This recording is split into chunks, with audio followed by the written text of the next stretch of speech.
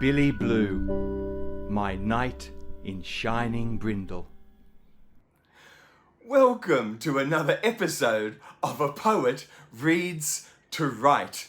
Today I would like to take part once again in a wonderful BookTuber tag. This is the Childhood Books tag, and it's a wonderful tag that was created by fantastic, magical, and what a wonderful channel handle that is. I love that.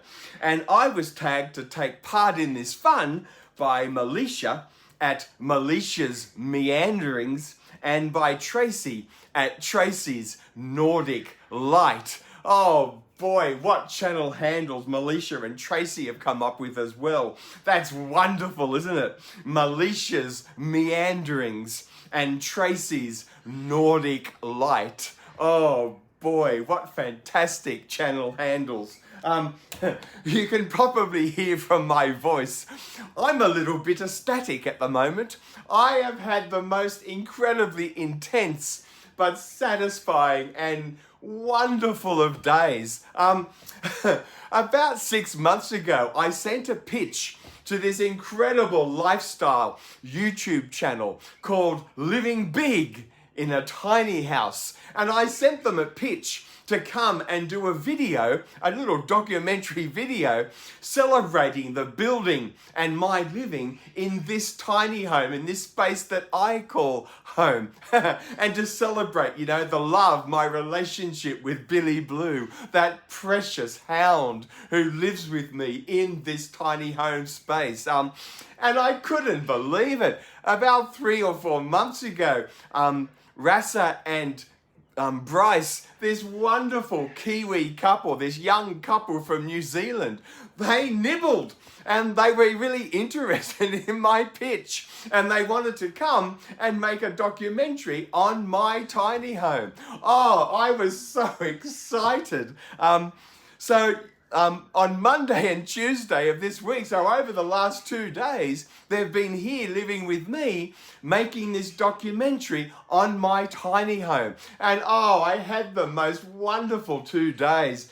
Bryce and Rasa are just this amazing couple, and their channel, Living Big in a Tiny House. Oh boy, if you're interested in tiny houses, you know, the construction of them, the architectural design of them, what it's like to live in a tiny house with maybe a little more self-sufficiency, composting toilets, you know, all of that great design to make living in a small space feel big.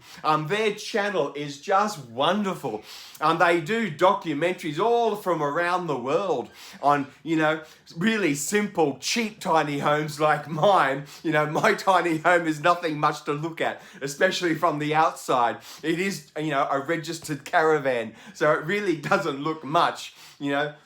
But it's my space, it's my precious place, and I love it. But Bryce and Rasa, they feature, you know, really simple, cheap, low-end tiny homes like mine, right up to these, wow, architecturally designed wonder kids. Some of the tiny homes they go to from around the world just look $1 million. They blow me away. And I've been watching Living Big in a Tiny House for more than a decade, and I've always just loved it. It was one of the inspirations for me living in my own tiny home, as well as, you know, about financial expediency. But there is an inspirational channel, and oh boy, sometime in the next month or so, you know, when they've done all the magic, you know, all the editing, the video editing, my video will go live onto YouTube. So I'll let you know when that happens. Oh, I am feeling ecstatic today. I am feeling so good. Rasa and Bryce, you are an absolute marvel. It was an absolute joy and wonder to spend the last 2 days in your company. Thank you very much. You made an old man and my beautiful Billy Blue feel very joyful, quite ecstatic. The other thing that I have done quite recently, which I'm also very excited about, you know about my journey with the blood bank. Every fortnight I go and donate my plasma as a volunteer at the blood bank. And oh boy, the blood bank just makes me feel $1 million. My blood is AB positive, so I can only donate whole blood to 2 or 3% of the population. So the blood bank doesn't need much of my whole blood.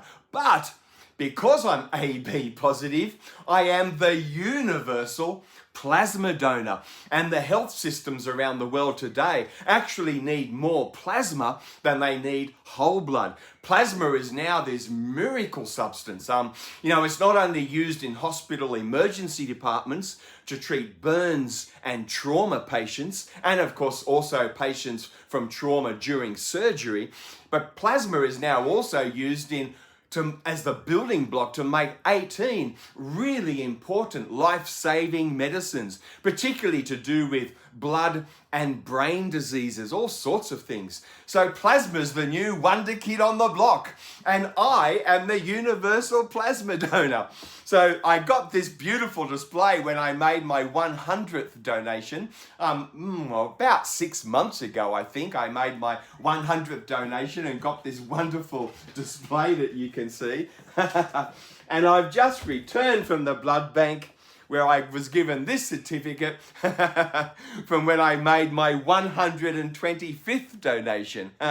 And just last Friday, I made donation 129. And oh boy, it makes me feel $1 million. The blood bank are just wonderful. They just welcome you into their space.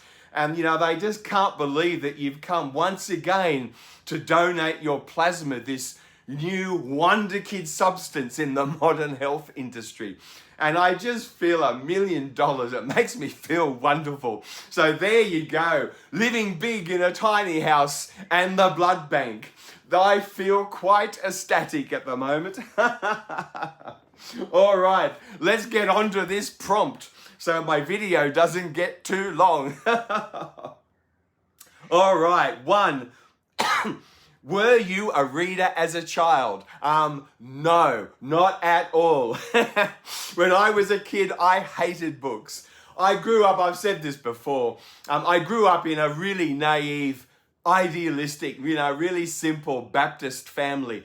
And the only books we had in our home were the Bible and books by Billy Graham.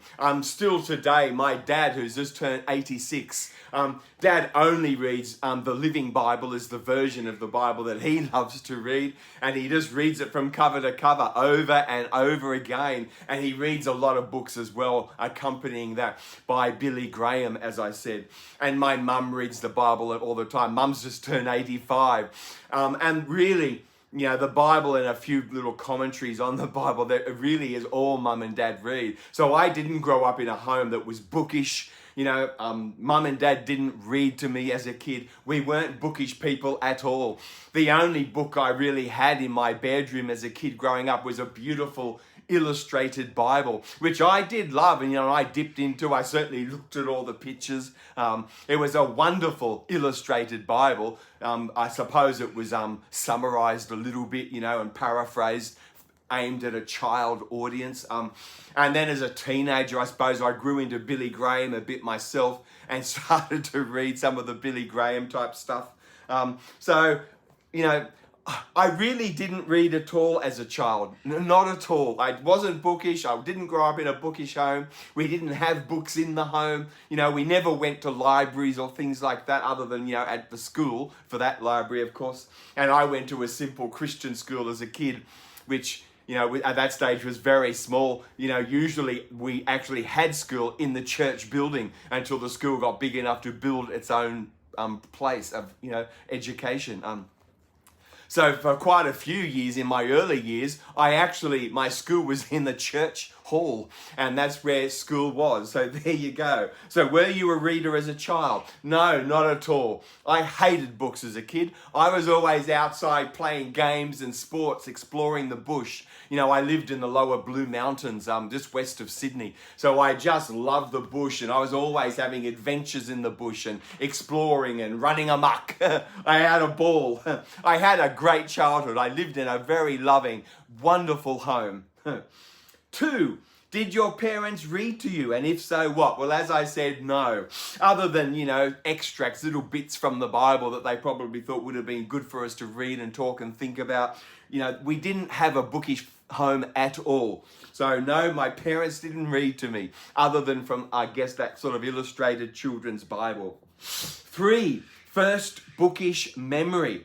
Well, Mum was always really ambitious for me. I think Mum knew that I was quite intelligent and that I maybe had a lot of potential. And Mum certainly really fostered that in me, and she bought me things. So Mum did as a kid. I do remember she bought me a few picture books. In particular, Mum used to buy me Blinky Bill books, which I just loved. Blinky Bill was this picture book, illustrated wonderful story that was created by this wonderful woman called Dorothy Wall, who also lived in the lower Blue Mountains, although unfortunately I never met her. But Dorothy Wall created this wonderful character called Blinky Bill. He was this rascal larrikin koala who would have all these adventures in the bush and get up to a lot of mischief. And I really loved the Blinky Bill books.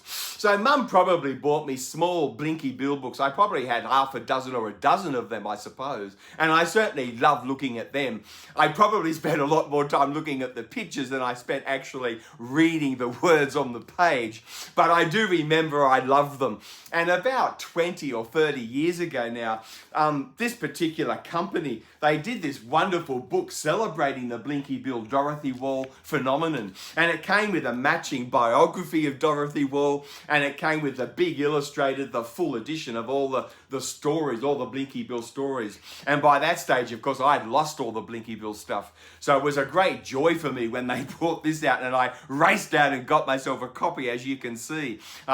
I just love this. This is very nostalgic for me. It really puts me back in those wonderful childhood memories of exploring the Blinky Bill books. This wonderful rascal villain of a koala. But I also had a few. I loved any stories about animals. I've always been an animal person. So I do remember I had a picture book too of Old Yeller about this. I think it was an American book, and about this, yellow coloured type dog, sort of semi-wild and domesticated. And he also, like Blinky Bill, got up to a lot of adventures. I know anything by Daniel Boone I loved. Oh, what else did Mum get me? I remember I had a beautiful picture book called Digit Dick about this little boy who was the size of your thumb. And he had all these, he was also a rascal getting up to trouble and mischief. And he had all these ventures underneath the sea. So I remember this Digit Dick book as well. I love them. As I said, I probably spent more time looking at the pictures than actually reading the stories. And Mum bought me these things, but I don't remember her ever actually sitting down with me and reading them to me. I don't think that was something that really ever entered into Mum or Dad's mind, that you could sit down and read a story to your kids. We did lots of other things. It was a very loving, wonderful home. I had a great childhood, but no, books weren't part of it. So as I've got a little bit older, I've just continued to love any stories about animals. And this one, the English writer, Richard Adams, Watership Down's a book I've always just absolutely loved. This is a terrific novel about wild rabbits and the adventures that they get up to, talking rabbits. And I still every so often I would get this off the shelf and I would reread it every 10 years or so, just for old time's sake. I've had this book for at least 40 or 50 years. You can see it's Oh, well, it's actually in very good nick still, but it is a little bit old, so I have to really look after it. But I still read this copy. It's the binding is holding up really well. It's obviously really well stitched and put together. So this survives well. So I love, I love any stories about animals. So Watership Down has always been a great favourite of mine. I've just loved it. And then when I was in my very early 20s, maybe late teens, I had someone who knew I was just starting to develop a bit of a book obsession. I was just starting to become a bit of a bookworm in my sort of teen years into my early 20s. And they told me about this wonderful fantasy sequence of novels called The Dark is Rising by Susan Cooper. And I've talked about these in quite a few videos now. When I discovered this, oh wow, this is the Arthurian myths and legends retold into a 1950s type milieu set in Cornwall in the United Kingdom. So they're from the Arthurian world, and I just love them. There's the 5 books in the series. They're absolutely magnificent. I originally had these in very cheap secondhand paperback versions, which have literally just fallen apart because I've reread them so many times. So a few years ago when this came out, the nice hardback, beautiful matching covers, I raced out and bought them. These were not expensive books. They're on quite cheap paper, but they open beautifully in the hand. They're a great reading experience. So this is now the copies of The Dark is Rising that I now read. I read a lot of fantasy literature. As a teenager, as I started to become a little bookworm, it was fantasy that really originally turned me on. And of course, for me, I've said this before again, but for me, really, to be honest, it all began with C.S. Lewis and the Narnian Chronicles. I'm at my little Christian school in the afternoon. I had the same teacher for a couple of years. And this teacher, for about an hour every afternoon, we would all meet up in the church hall on a carpet square. And, we would all be sitting on this carpet square and he read to us. And I think over the 2 years, because he wasn't a great reader himself, he's always, when I've met him since, he's always surprised that I became such a bookworm because he knew about my hatred really for books. I really was a resistant reader. So he can't believe I've now become this great bookworm. But so I don't remember ever reading as a kid the Narnian Chronicles myself, but I did really look forward to that 1 hour every afternoon where we would gather on that magic carpet and he would sit in his reading chair and read the Narnian Chronicles to us. And I'm pretty sure over that 2-year period, I'm pretty sure he read us probably all 7 books that make up that wonderful world of Narnia. And I just love them to bits. As I said, I don't remember ever reading any of them myself. Maybe that idea that I could actually borrow the books from the library and read them too on my own, it never really crossed my mind. I don't know. But as a 14, 15-year-old at that Christian school, we went past the Narnian world and I was assigned to read The Hobbit. This is the book that completely turned me on. Oh boy. I remember picking up this book, probably to begin with hating the idea of it, although I would have been attracted to those pictures of a dragon and fire and dragon's hoard, the gold. So I would have been, and I remember those wonderful pictures, and I would have been quite drawn to that. But this was the book. This is the book that I first remember really reading on my own from cover to cover. And at some stage in that first reading, as I was 14 or 15, I think I was only maybe even 13 or 14, I'm not sure. But that book just turned me on. And the sparks that hit me somewhere behind my eyes, it's the closest I've ever come to drug addiction. I just wanted that feeling, those sparks to go off behind my eyes. So, from The Hobbit, it was only a small hop, step and a jump to Lord of the Rings. And while we studied The Hobbit at school, the librarian at my Christian school was more than happy to get me the Lord of the Rings and to encourage me into that. And I remember reading the whole of the Lord of the Rings on my own. And when I got to the end of, whatever it is, 1,500 pages, I remember the most amazing feeling of triumph that I had read such a thing. At that stage, I was absolutely turned on. I loved it. But the feeling that I had read something over 1,000 pages in length, oh boy, it really, really did something to me. And of course now, I buy everything I can for Tolkien. This is a collection of poems and stories, Leaf by Niggle, Farmer Giles of Ham, all sorts of fun things. And of course, it's got that wonderful essay on fairy stories. Tolkien, really it all began for me with Narnia, I suppose, and that Christian teacher reading the Narnian Chronicles to me. But like Tolkien himself always thought with Lewis, Lewis wrote things very quickly without a lot of editing. So there was obviously a great forcefulness and a dynamism to his personality. But it doesn't lend itself to the really polished writing that you experience in Middle-earth. And, the Narnian world doesn't have the depth and breadth of vision, that world creation of Middle-earth either. For all the reasons that Tolkien disliked Narnia himself, I probably very quickly grew past Narnia without realizing why, of course, and moved into Middle-earth. The grandeur of Middle-earth, the world building, oh my goodness, it blew me away. As a young adult, as I was moving past my own naive, idealistic, biblical fundamentalist Christian faith, which all my extended family are still members of, and that's fantastic. I love their idealism and their commitment to faith, their faithfulness. I love that.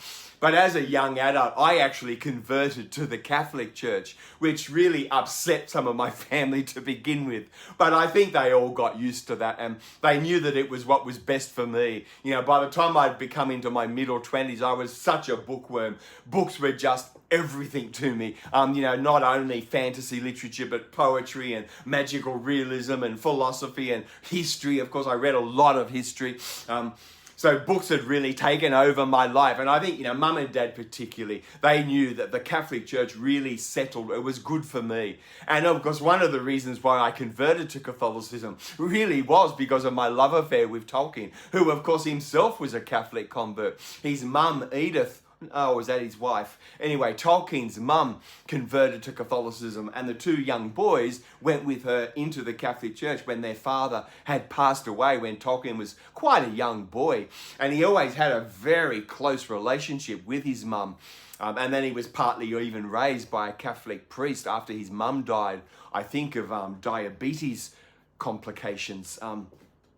So one of the reasons why I converted to a Catholic was because of this big love affair with Tolkien. And I am still a Catholic today. It suits me quite well. I love all the candles and incense, the bells and whistles, the whole thing of the body at prayer, kneeling, the body standing, kneeling, genuflecting. I love that whole experience, the richness, the beauty of the liturgy.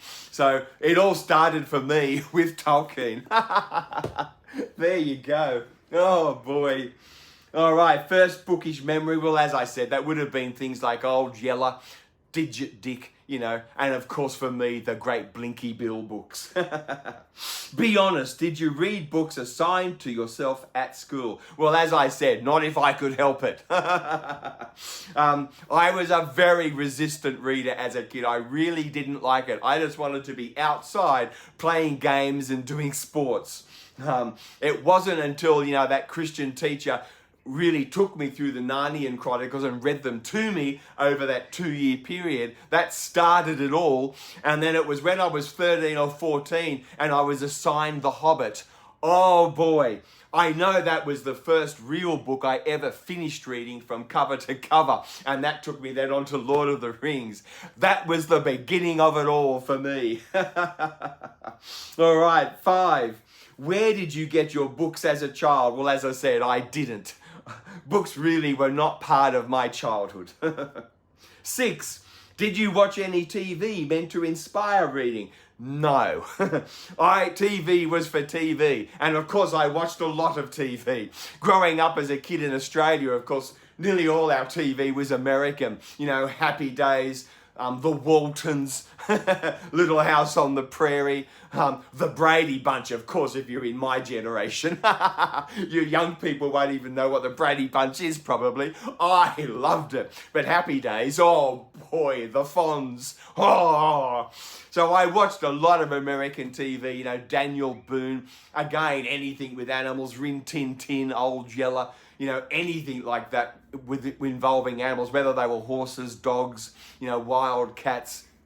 I've just always loved anything. Oh, of course, Tarzan. I spent a lot of time as a kid watching anything to do with Tarzan. He really was one of my boyhood heroes, I guess.